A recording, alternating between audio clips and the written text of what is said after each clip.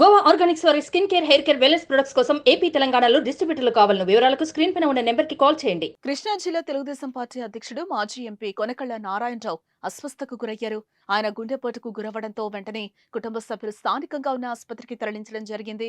అక్కడ ప్రాథమిక చికిత్స అనంతరం మెరుగైన వైద్యం కోసం విజయవాడ రమేష్ ఆసుపత్రికి తీసుకెళ్లారు. అయితే కొనకళ్ళ నారాయణ ఆరోగ్యం నిలకడగా ఉందని, ఎవరూ ఆందోళన చెందాల్సిన అవసరం లేదని కుటుంబ సభ్యులు తెలియజేశారు. కొనకళ్ళ గుండెపోటుకు గురయ్యారన్న వార్తతో ఆయన అభిమానులు, టీడీపీ శ్రేణులు ఆందోళనకు గురవుతున్నారు. ఆయన ఆరోగ్య పరిస్థితి గురించి టీడీపీ అధినేత చంద్రబాబు, యువనేత నారా లోకేష్ ఆరా తీసినట్టుగా తెలుస్తోంది. పలువురు టీడీపీ నాయకులు ఆయనను ఆసుపత్రిలో పరామర్శించారు. మచిలీపట్నం మాజీ ఎంపీ వల్లభనేని బాలశౌరి, మాజీ మంత్రి కొల్లు రవీంద్ర, పెనమలూరు మాజీ ఎమ్మెల్యే బోడె ప్రసాద్, ఇతర నేతలు కోలుకుంటున్న కొనకళ్లను పరామర్శించి ఆరోగ్య పరిస్థితిని అడిగి తెలుసుకున్నారు.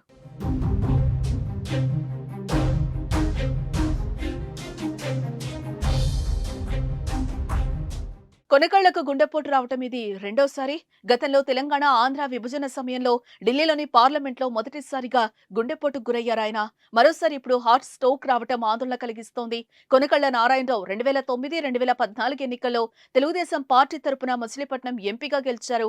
2019 ఎన్నికల్లో మరోసారి అక్కడి నుంచే పోటీ చేసి వైఎస్ఆర్సీపీ అభ్యర్థి వల్లభనేని బాలశౌరి చేతిలో ఓడిపోయారు.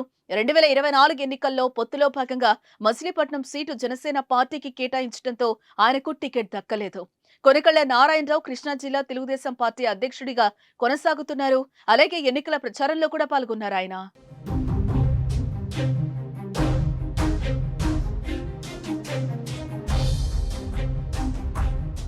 సుమన్ టీవీలో మీ పర్సనల్ అండ్ బిజినెస్ ప్రమోషన్స్ కోసం కింది నెంబర్కి కాంటాక్ట్ చేయండి.